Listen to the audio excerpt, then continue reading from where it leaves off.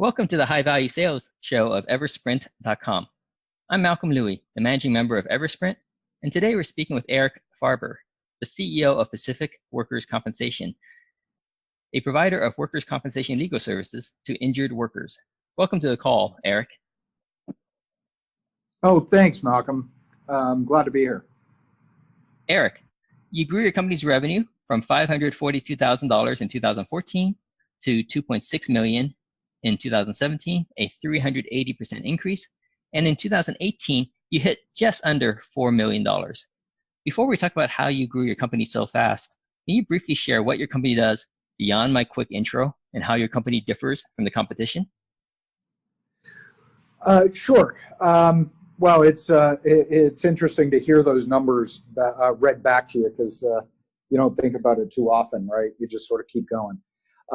So we are a workers' compensation law firm representing injured workers in Northern California. We started out representing professional athletes in their workers' compensation cases, and then opened up, we knew we had a pretty good thing and opened up to the average person from our community, the people that make up our community: firefighters, police officers, construction workers, healthcare workers, restaurant workers, office workers, etc. I mean, those are the people that make up the fabric of our community, as I say.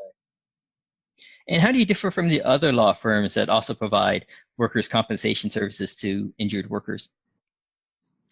Well, it's an interesting question because I know that we've got competition. We've got plenty of it, and they're solid. I don't look at my competition all that much. I look at the company that I'm trying to create, and maybe that's a differentiator. But I'd like to think that we are the industry leader in customer service, and that we do a lot of things that the others probably aren't willing to do.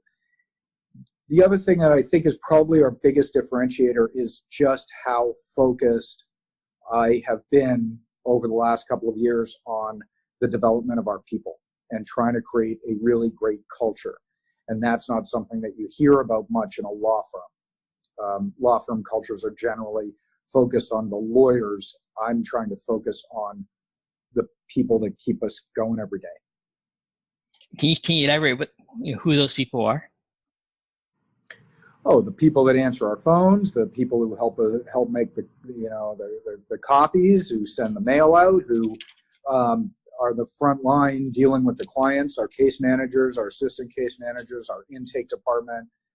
Almost everybody in our company that now run the company started out in those types of frontline jobs, and we've concentrated on their development as professionals and as people within our industry, and developed them into, our director of operations started out as our first assistant case manager.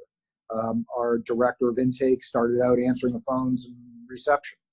Our case management director started out as an assistant case manager. The point being that not only do I prefer to hire from within and promote from within, it's kind of an ethos of our company. We almost never look to the outside. All right, got it. Now, would you say? I believe people are, Go on, Eric. You're about to say something. Well, I think that the company culture is intensely important, and humans are capable of unbelievable things, and when you take people in who maybe are just looking for a legal assistant job, a 9-to-5er, and then they start to realize the things that they're capable of so much beyond that, you really start to see incredible growth.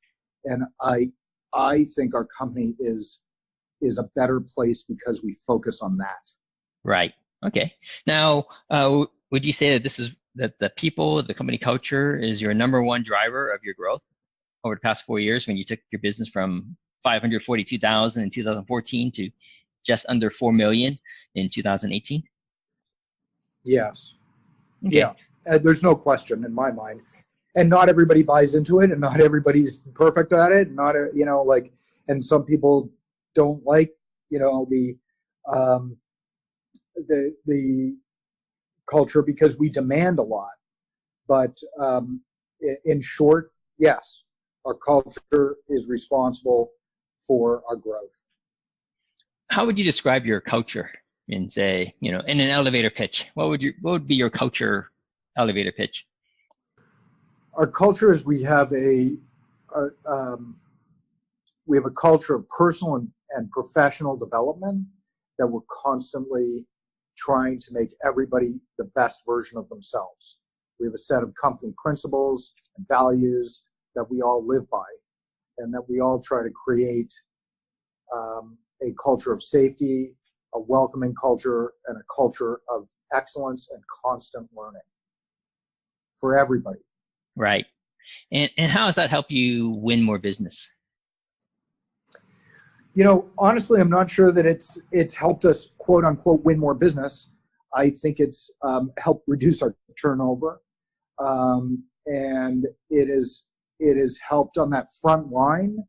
The people who are doing the intakes, the people who are they're happier people. They're people who believe in our company and believe in our product, our service. Right. Okay.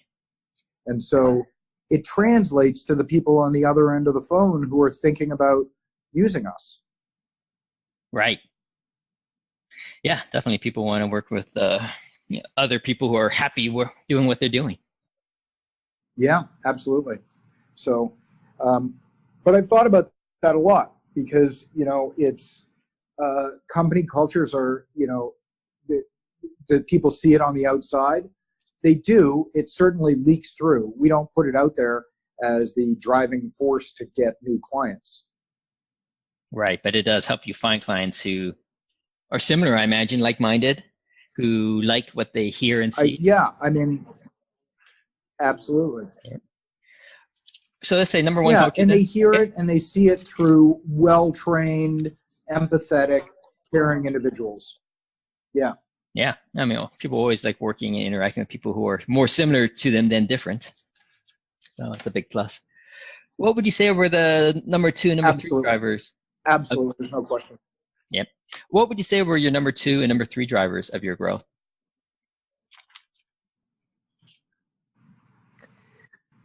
I think we have good marketing, and we've partnered with some really good companies that have helped us drive growth. And I'm going to put it in a different way.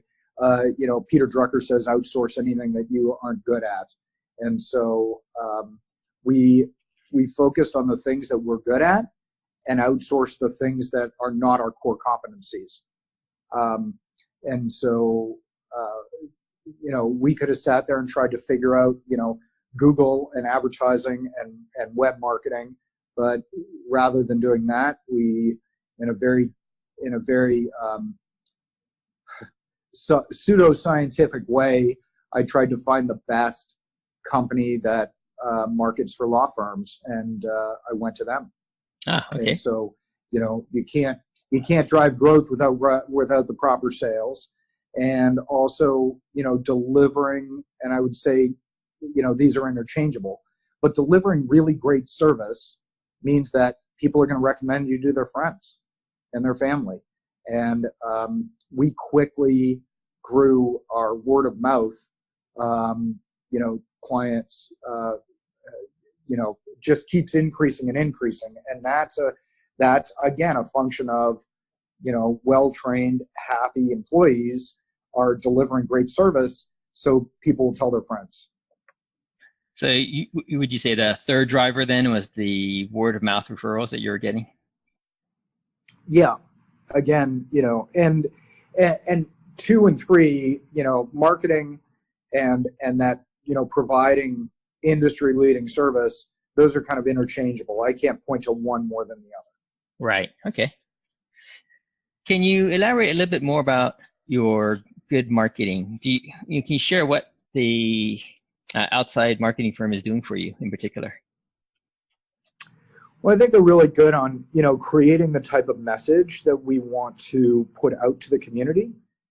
and and translating. They understand the psychology of marketing, and I don't know if you're a fan of Seth Godin, but I certainly am, and trying to create the fact that we are very similar to our own clients, and that we really do care about our clients and we're empathetic to their situation. And workers' comp in California, from the standpoint of an injured worker, is a kind of a nightmarish, hellish thing to have to go through. And we really do work very, very hard to provide this as what I call industry-leading service to our clients. And our marketing company has a really good way of being able to translate that what we do into our marketing, and I think that attracts people. Okay. Do you know what channels they're using to spread the word, spread the message? Mainly it's Google, Okay. and we do a lot of internal marketing as well, social media and community events, that supplement that. Okay. So when you say mainly Google, you're talking about search results, or you're talking about running ads on Google's platform as well? Both. Okay. Both. Okay. Yeah. I'm a believer that pay-per-click is much more important than SEO. Right. Actually, I would agree with you as well. Yeah. But that's another conversation that we can have, a long one. So have you found one particular marketing channel to be much more attractive from an ROI perspective than others? Excluding referrals, of course. Well, that's what I was going to say. Referrals are your best ROI out there, right? That means you're doing a great job, and those don't really cost you. Yep. It really is. Are you found on Google? And and then for any company and anybody who might be listening to this, if you don't back up the promises you make in your marketing, you might as well close shop now. Right. Can you share what the promises that you're making in your marketing that you're backing up? Well, we've got a lot of promises, but the basic promises, you're testing my my memory on a Monday morning, right? But the essence, I'll go to the core of it, that we are going to provide industry level customer service, that we're going to return phone calls, that we're going to work harder than any other firm out there, and that we're going to put their interests above ours, and that we're going to communicate and be transparent. Right. And those are the basic marketing promises that we make as lawyers to our clients, and everybody in our firm, whether that's the person making copies, the people who are making sure that documents are coded properly in our system, to the lawyers, everybody is required to be a part of that and to deliver on those promises. And the day we stop delivering on those promises, the best we know how, and nothing's ever perfect, but the best we know how, and constantly trying to get better at it, is the day we might as well notify the landlord that we're closing shop. Right. Now you talked a little bit about the word of mouth referrals. Are you proactively seeking them out? Are you talking to your past clients and asking for the referrals? I don't know that we're talking to our past clients, other than keeping in touch with them via marketing channels, but certainly continuing to connect with them. Sending them cards on their birthdays, sending them things, or making sure that they recognize that we're still there. And but as I tell my employees, it's we tell our team members, it's when you do a great job for somebody, simply when that client says, "Hey, look, we're looking for other great clients just like you. If please let us know. Please refer your friends and family." Right. Do you have any stats on how often that generates a referral for you? We run about 15 to 20% referral. Nice. And the rest are just coming from your marketing then, and your partners. Yes, Right? correct. Okay. Yeah. Now, do you have? No, not from the partners. Oh, you mean our vendor partners or our partners and our lawyers? No, I was meaning your marketing partners that you referred to early on in our conversation. Correct. Yes. Right. Okay. And by marketing partners, you're just referring to the marketing agency that's running your marketing, or do you have other sorts of marketing partners where maybe you're working with I don't know, hospitals, for example? Maybe there's a connection there, perhaps. Is that the kind of marketing you can't. partner? Yeah, you can't really do that. We do. Yeah, no, you can't really do that in law in the same way as other fields. But we do get referrals from doctors quite often. We get referrals from from other law firms that don't do our type of service. Things like that. Okay. Those are other places. Yeah. Okay. But, got it. Yeah. Now, before you mentioned you started doing workers' comp for athletes, and then you started to go to the everyday people in the fabric of the community. And so before I dive into that a little bit, so for your revenue growth of $542,000 in 2014 to just under $4 million in 2018, now are these just straight up legal fees, or do you get a percentage of the claim as part of your revenue? Well, I think that's the same thing. I think you're asking is stuff in workers' compensation. It's at least in California, it is all contingency. Okay. So that brings me to the next question I have. You mentioned before how you started doing work with athletes who were injured, and then you start going to the more of the mass market, more of the everyday people who are out there working. Now, why deviate away from athletes? Because I would imagine the contingent claims, the awards that were given to athletes would be much, much larger, right? Because of the potential size of their of the lost income that they would endure from their injury. So what's their thinking behind the change in the market that you were targeting? Okay, so I'm going to explain a little bit about that.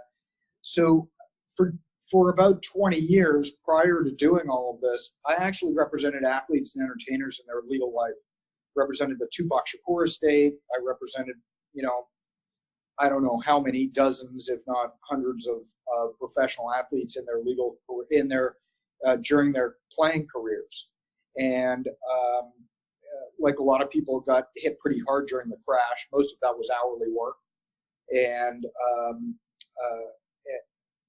so somebody had come to me and said, hey, are you interested in looking at doing these workers' comp cases for professional athletes?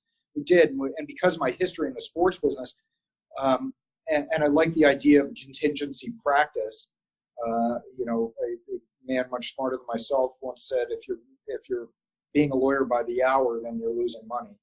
And so I like the idea of a contingency practice. I was also working a tremendous amount. I was traveling probably 200 days a year. I was just, I was available 24/7, 365. And really I was looking for a change of lifestyle. It had really taken a tremendous toll on my body. And I had terrible back problems. And actually when I was in Buffalo, New York, working on behalf of a client in a lawsuit, I ruptured a disc in my back and ended up in the hospital for emergency surgery in Buffalo, New York, and was there in a rehab center for about 3 weeks after that. And I said, okay, it's probably time to start changing what I'm doing. So we started taking on the professional athlete cases, and I found that it still required the constant contact with the clients for myself, and that's not a way to grow a business. And I really wanted to grow the workers' compensation business. There's plenty of very, very qualified, lawyers and paralegals, et cetera, in the workers' comp business. But yet, when you represent sort of higher profile people, people who are used to something a little different, or somehow feel entitled to something a little bit different, they're constantly still calling your cell phone, and I didn't want that anymore. I wanted to sort of enjoy my life in the second stage of my career, and so part of that was we also saw just how tough it was to do these workers' compensation cases on behalf of the athletes, and I kept thinking to myself, if they're having this much trouble, what's the average Joe? What's the trouble the average Joe has? And so I really started thinking about it in terms of community. I wanted to be more involved in my community, and frankly, we had very few cases over the years that actually I did cases in Northern California. Most of my cases were in Los Angeles and other places. So doing this in Northern California was really something that appealed to me, and that was so that was a big driver of it, and to be in one place, and then I really saw I could grow a business, and that was going to help a lot of people, a lot more than we were going to help bringing as a legal advisor to athletes and entertainers. Right, got it. Okay, makes sense. Can you share with me what your 2019 plans are to grow your business further? Well, as we're talking right now, I'm actually sitting in the building conference room of our new suite that's just being built out and is going to open next week in another area. And we're hoping to get to location 3 and 4 this year. And we want to double the number of people that are working for us and double the number of cases that we have. Now, when you say you're opening new locations, are they still in the same area for the most part, or are they going much further out than where your offices are based currently? They're not too far. They're not too far from where we are right now. We're in Concord, California, which is just near Walnut Creek, about 25 minutes from our head location in Oakland, and then we'll start looking a little bit further out. I'm a big believer in the get it right close by, and then you can look at further, in further areas. So we're not too far away. So I'm almost equidistant where I live from the 2 locations. This new one is just a little bit further, but that allows me to, get in the car in the morning and drive to the Concord location fairly easily rather than driving somewhere else. And I learned that from a restaurant chain that I was involved with a few years ago, that our far away locations were doing very badly, where our close locations were doing fine, because you can't manage very well if it's not going very well, if it's a plane ride away. Right. And so are you also finding that your clients, they do have a proximity preference as well? We are already signing up, representing a lot of people who live in this particular area. So it made sense that this was going to be our next location. Ah, okay. But if someone had a workers' comp injury, they'd be okay if they had to, if it's a good fit with a law firm that might be an hour's drive away. Or are you finding that they prefer someone that's much closer in general? I'm not sure that there's been a big difference. They generally want people who are close by, but there are areas of California, that have a dearth of workers' comp lawyers, and so we do get calls. Unfortunately, there are areas that sometimes we can't really help them because it's so remote that there aren't the workers' comp doctors to help them, and that it just doesn't make sense for us. It's the state legislature and the insurance commission, etc. Workers' comp is a very political field of law, and they have done as many things as they can to make it difficult for injured workers to get good representation.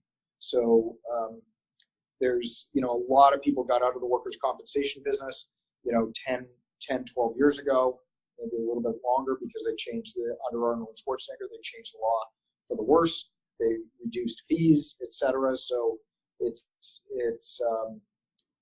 I think it's a long-winded way of answering your question, but sometimes they're coming an hour away and sometimes they're not. Right. Just because there's not a lot of options for the people who are Yeah. injured, really. So, all right, got that. Correct. So you're looking to double your business, is what you share with me. Double your headcount, double your business. Is that pretty much how it works? It's pretty linear? Yep. So what are your biggest challenges? Well, it is for me, I guess. I like to, I'm a big fan of Southwest Airlines. Here's our business plan. It's on a cocktail napkin.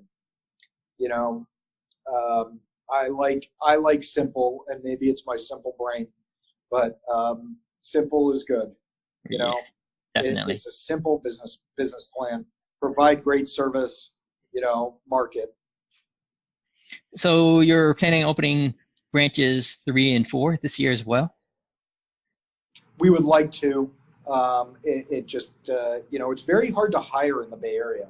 It's probably our biggest challenge is hiring good people, especially when you're in a place that has, 2.5% unemployment and overpays people because, they're not actually revenue companies. So they're just spending money that they borrowed from somebody else. Right. So what are you doing to try to overcome the challenge of hiring people so that you can grow? Well, very honestly, I think that's, we tried to create a really great culture. That's where it kind of came from, right? Okay. Was we're going to promise them something that is better. We're going to create a great environment that they can see themselves progress and grow over the next 10 years. And we're not going to be a company that's going to be out of business, because the tech companies, I think you came from tech originally, Malcolm. I did. This 9 out of 10 of them, pre-rev companies are gone within a couple of years. Yeah. And then they just jump. Yep. We're not trying to create that place. We're trying to create a long-term place for people. Now, the people you're hiring that you're finding difficult to hire, this is across the board, right? It's not just the lawyers, but it's all your front office people, back office people. Everyone you're saying is tough to hire? Exactly. Yep. Okay. Absolutely. It's the toughest thing that we deal with every day. Yeah. How do you go about hiring people then? Are you using recruiters to help you with this process, or are you just going the job ad route? Yeah, pretty much the job ad route, and as well, we and our current employees. Do they have friends, family that may want to join us? Eric, how have the candidates you found through the job ad worked out for you? Are you finding that a large number of them are a great fit and you're able to hire them quite quickly, or are you finding that a large number of them are not a great fit and you have to kind of continue the ads and wait for a good candidate to come through? Honestly, we hire a lot from ads, and it's just a numbers game.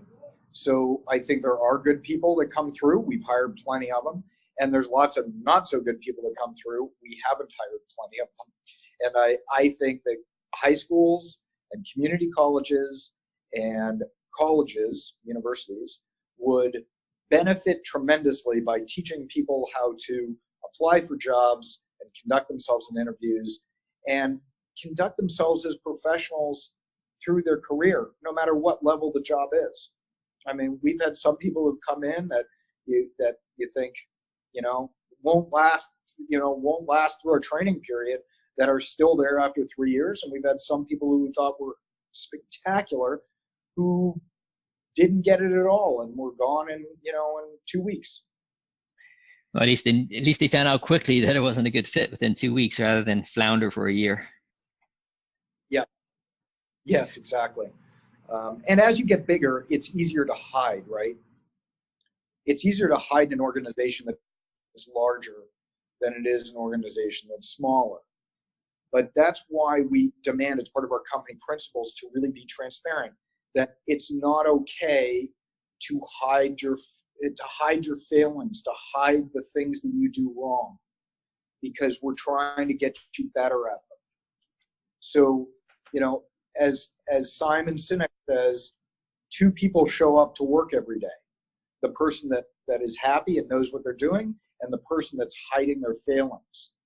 the key to a successful relationship with your employees is to get them to understand that they're in a safe place, that they get to make mistakes. Right. Yeah, I can totally see that. Definitely. So do you find that most of the people that you hired do turn out to work out quite well?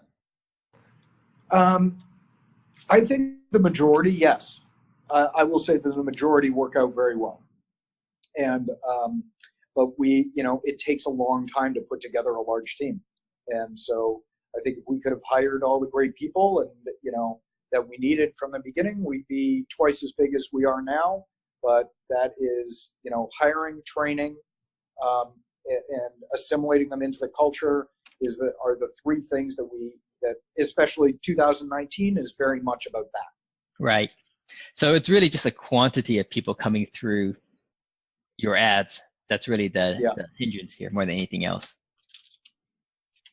Yeah. And as I say, you're not a real company until you can train 20 people at the same time for the same job. Yeah, because that would also show that you have systems and processes in place that work. Yeah. Any other big challenges that you need to overcome to double your business in a year? There's lots of them, and I attack each one every day.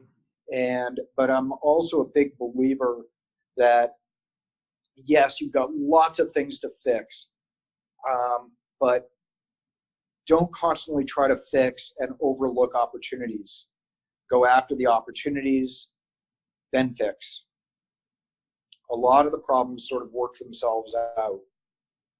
That doesn't mean to ignore your business. If you're as they say, those who are worried don't have to, and those who aren't worried should. Yeah. Yeah. And the 80-20 rule can be applied so often in these cases, right? Absolutely. Yeah. Make sure that 80% of it is great, then keep going after the opportunities. Yeah. And even the things that you're worried about, right?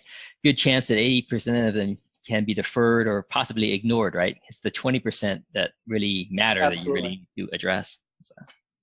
I was just going to say, it's as a business owner, and we've, had this explosive growth over the last 4.5 years, and the problems that, come up as business owner in those first, that seem insurmountable are just really callousing your brain for 3 years later, for a year later, where they happen and you just sort of say, oh yeah, we've dealt with that before and everything was okay. And, the more challenges that you hit, you're just going to callous your brain a little bit more and allows you to move forward. Yeah, definitely. But someone said, what was it? What that doesn't kill you only makes you stronger. Yeah, I mean that's very much, I think a lot of people, and I have become a very different CEO over the last 4.5 years. I think I've learned through a meditation practice more than anything else, I think, and taking care of myself better, making sure that I get to the gym every day, I eat right, I put good nutrients in my body every day, that you can be more relaxed and less emotional when you hit these challenges. And and when you do that, you see that the building isn't burning down every time there's a problem. Oh yeah, I took that lesson away when I went with a former Army Special Forces guy. Right, he was in combat, saw things, and then he has his own business now. And he mentioned to me the problems he sees in business. He never gets upset at them, never gets wound up about them, because in the bigger scheme of things, relative to what he's experienced, they were, relatively small, right? Not insurmountable. Yeah. So, yeah, and I've read, I probably would. I'm sorry. Go ahead. No, go ahead. You had a thought. Don't let me stop you. I was good. Well, yeah. I mean, in the last 4.5 years, in trying to learn how to run a business, because I was very much a lawyer before that, even though I ran a business, law isn't necessarily a business. I've probably read 50 or 100 books in the last 4.5 years, maybe more than that.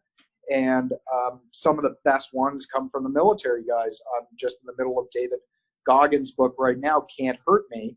And,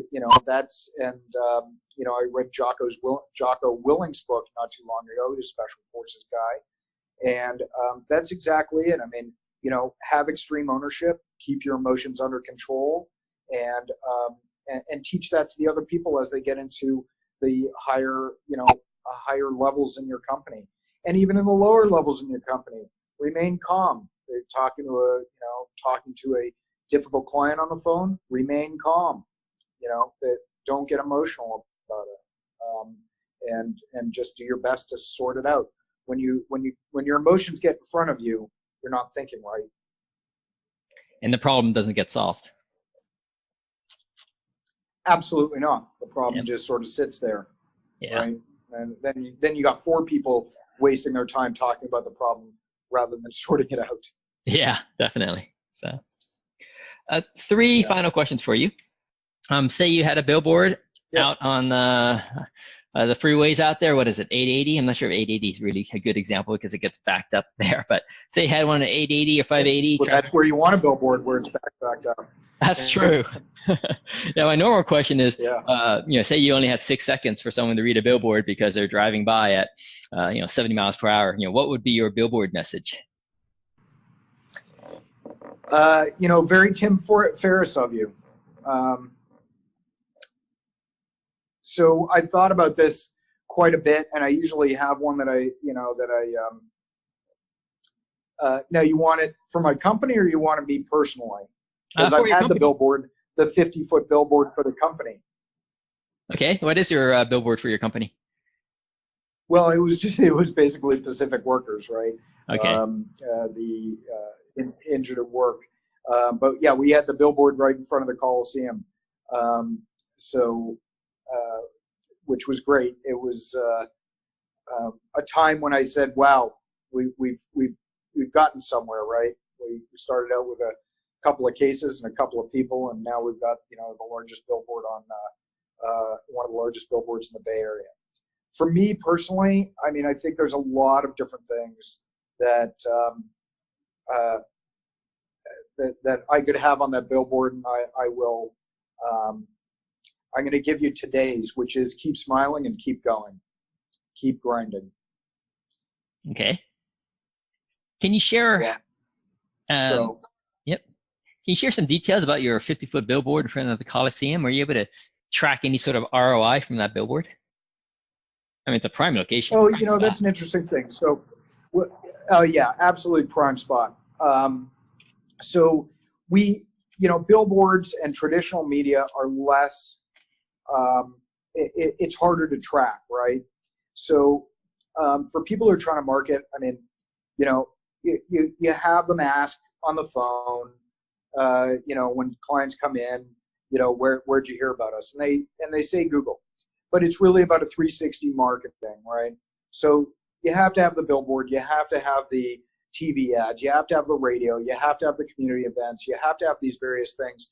And what we see is, specific to your question, we have very good tracking software within our website, and we can see the volume, the daily, even hourly volume of people going to our site. When we were initially putting up the billboards, we would see a spike, right, for the time that the billboard was up, which is good because you want to convert when people go onto your site. From the other side is it's the easy marketing to do it, to do a TV ad and put it out there. It's the easy marketing to call up the billboard company, design an ad, throw it up there, and pay money. The hard marketing is the, very specific community oriented, finding the people that are truly your, in your tribe. But you are able to track it if you track your site. The unfortunate part is people will see this stuff around the 360 marketing, then they go to your website or they Google you and look you up and pick up the phone. And so when somebody asks them, how'd you find us? They generally say Google. Then If you drill down a bit, maybe they say, oh yeah, and I saw your TV ad. So it's a little bit harder to track, but I do think all of those things are important. I do think the center of people's marketing these days has to center around Google. There's just no two ways about it. Yep.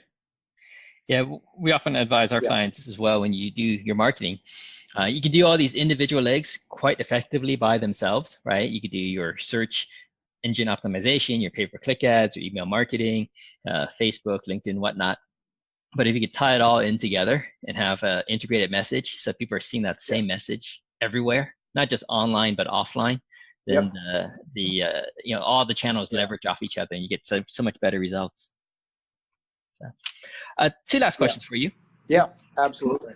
Who are your ideal clients, and what's the best way for them to reach you and your team?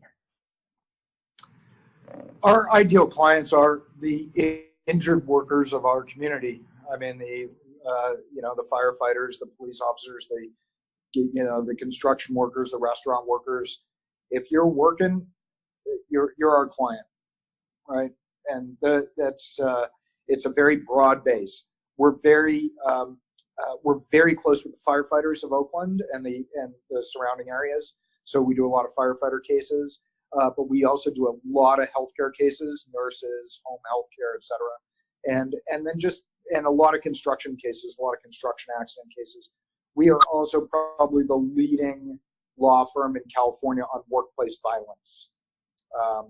So unfortunately, a lot of people injured at work due to customer and coworker violence.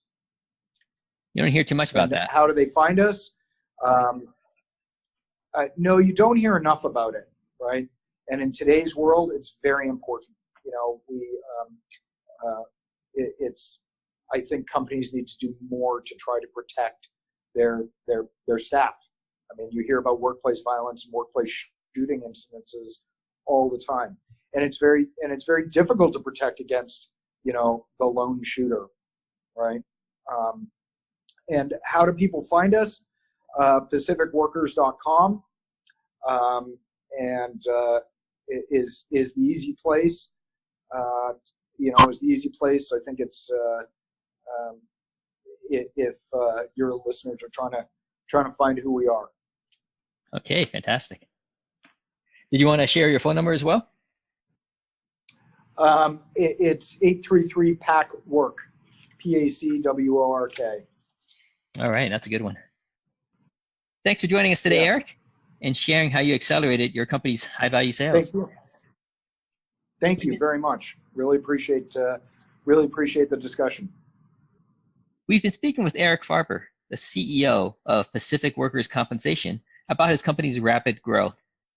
For interviews with other fast-growing, high-value sales companies, or to learn how we can accelerate your firm's high-value sales through automation, visit Eversprint.com.